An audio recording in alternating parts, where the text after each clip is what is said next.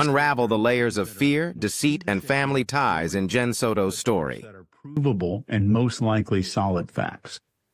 We see the shaking go away anytime somebody's asking details about Madeline going missing. Yeah, remember, guys, that wasn't even her partner. That was her ex-boyfriend. They had been broken up for quite some time already.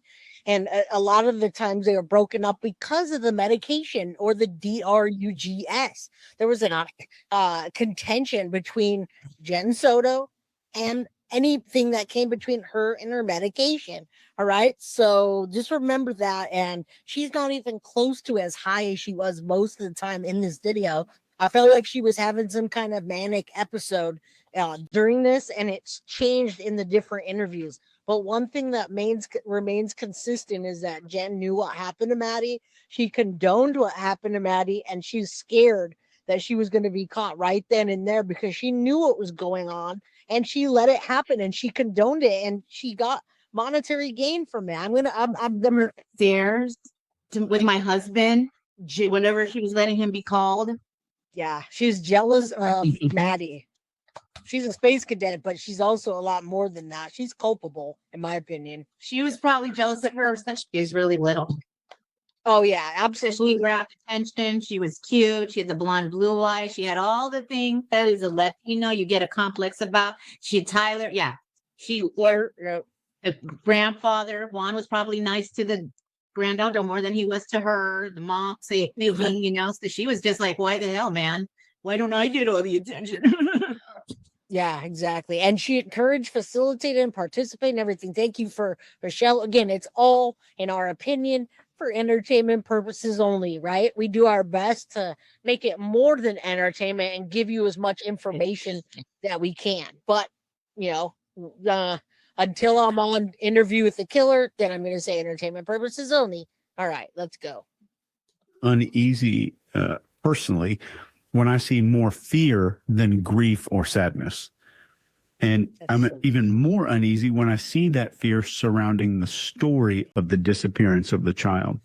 And to add to this, when I see that a reporter has to remind somebody to mention the child's name and remind them also that they're supposed to talk about what they think happened and that they want the child to come back home. The reporter's having to kind of prod and prompt this. It's a lot more concerning.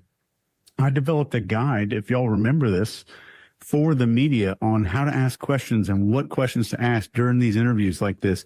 This guide has literally everything that you would need word for word and has prompts to get somebody like this to talk a lot more. Innocent people can be less talkative too, and it's helpful to get them to start talking as well. So I'll link that down there. If you guys are all right with that, I'll throw it in the video description. Scott, what do you got? All right.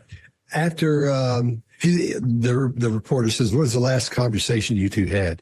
Again, this is fear. It's not the classic expression of fear, but I always say fear looks like a calm surprise because your eyes are open, your mouth is open, and your nostrils flare a little bit because you're waiting to see what's going to happen. You've been shocked and what's happening? It's almost like a lengthened amount of shock, and it just lasts for a little while. So, and I asked Melinda Ozell about this as well. She's a big micro expression specialist, and she said yes, that's what she sees. But we talked about some other things, details, but we both agreed that was fear. So yeah, Chase, that's spot on. So when she answers again, that leg goes jiggling. She starts bouncing around like she's on one of those old covered wagons in a Western movie or something. It's a lot there. So she's getting a lot of stress from that question. And then this is where the fading facts come in at the end of that second answer, when she starts talking as she's speaking. When we talk about fading facts, we're talking about. And remember that, guys, fading facts, because she does that so often. We talk about when she whispers, she lies. Every interview you watch of Jen Soto, whether it's an interview with the police and you're just hearing it, or the couch potato lock where all the rolls that Grish puts out, rolls of not even, is it toilet paper or paper towels? It was the paper towels, those dry, horrible industrial paper towels. They didn't even give her tissues, dude. That was fading facts. That's what she does. When she whispers, she lies. That's what he's talking about. Yeah, let's keep going. Yeah, you remember this in the beginning? I cut it down because it was like an hour and something, and then we just did a little 10-minute segment. someone who is giving you information that's supposed to be a correct answer or the answer. And as they get quieter toward the end, it's because their brain's saying, we shouldn't be doing this. In other words, we shouldn't be doing this, man. This is not true. So they'll get quieter as they go and down toward the end. So listen for that. We'll hear that a few more times in here because that's classic. That's not one cue shows you that someone's lying or telling the truth. But this is when you start grouping these things together, you start making decisions about what you're seeing. If you have a whole lot of things that may suggest deception, then you can feel pretty good about saying that's probably deception, because there's no way to know for sure by one cue that someone is being honest or telling you the truth. That mouth chewing adapter shows up where she's chewing on her mouth and she's doing mouth grooming again, then stress mouth and the leg goes up. This is just everything she's dealing with here is causing stress. Every question causes stress. Everything she's asked to talk about causes stress. Every time they go even just this deep into it, the leg starts jiggling, she starts jumping around.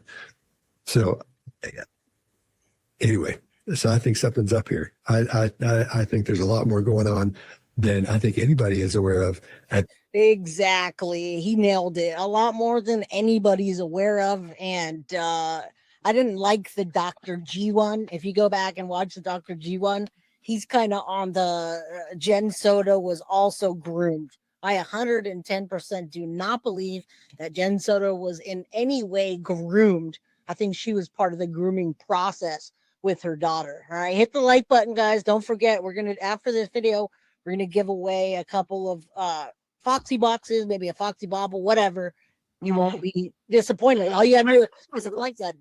I said I'd take it down to 350 and I'd give some, and we're so close, but it's not moving, people. Come on. Jen was operating. Hey, do you remember when Jen said she's the watcher? I just saw that yesterday. She's the watcher. That means a lot. You can pick that apart quite a bit.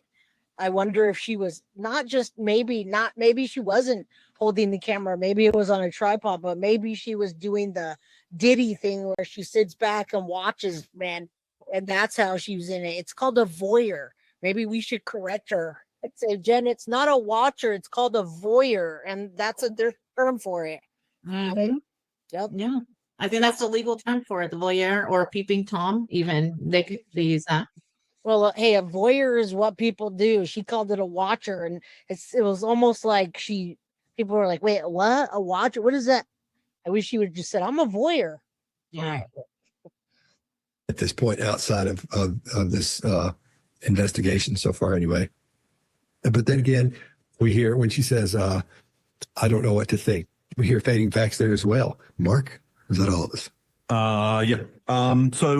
Yeah. Fear is an interesting expression. You're right. It's very similar to surprise. And often, when you're looking at those emotions, it's the one that people will conflate.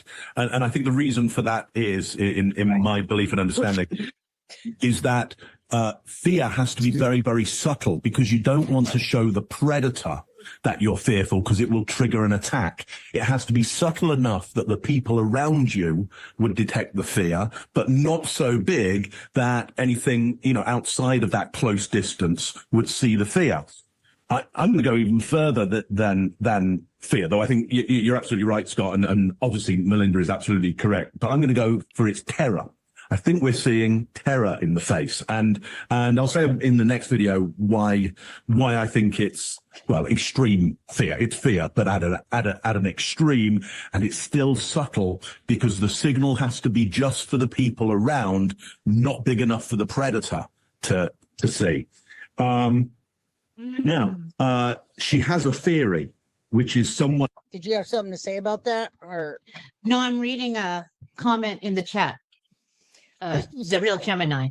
yeah, Crystal says, I don't know how our family could still support her. I'll tell you what, Yolanda does not want this to be a public issue. That's why they're supporting her, in my opinion, is because they don't want their family to look bad. That Soto name is getting so slammed in that movie. Yeah, Look at it. they want us to shut up. They want us To be quiet. They want her to be quiet. Kind of like Chris Gregor's family. They have their prestige in that town, and they, Yolanda, it implies that she's something hot stuff there. So I think there's a lot of. I mean, that. From what I heard, she paid for Jen Soto's the gastric band, and she said Maddie was next. Maddie was putting on too much weight for her, and she literally said to Jen that she's gonna pay for Maddie to get that if she doesn't lose weight. So she paid for Jen. It's all about looks, and she said Maddie was next. How do you do that to a young child that's going through all this stuff and tell them that? So in my opinion, That's horrible. they want to keep up opinions. I mean, keep up a persona. My daughter is disabled, as many of you know. And because of her having half Down syndrome, as a mosaic Down syndrome, she has that body type, and it's a health thing, but that for so long she was mixed diagnosed, and she was under the like 5% of the chart and whatever. And they kept forcing me, feed her and do this and do this. I'm like, dude, she's gonna catch up. Leave it alone. Let it be. She'll catch up. I had a humongous growth spurt over a summer. So, it went from I think it was like 70 pounds. I went up to 110. My boobs came in. I shot up 4 inches. So I'm like, it's going to happen. Leave it be. Now she's older. Now she's got some, she's a little overweight. Now she's going to borderline diabetic. And like I told you, people, you don't say that to a child. You don't say that to a person. You help them, and you help them. Okay, so this is how we dress for our body, and this is how we dress for situations. And this, Right. And that's how you use surgery so that you can't, what? Who does that?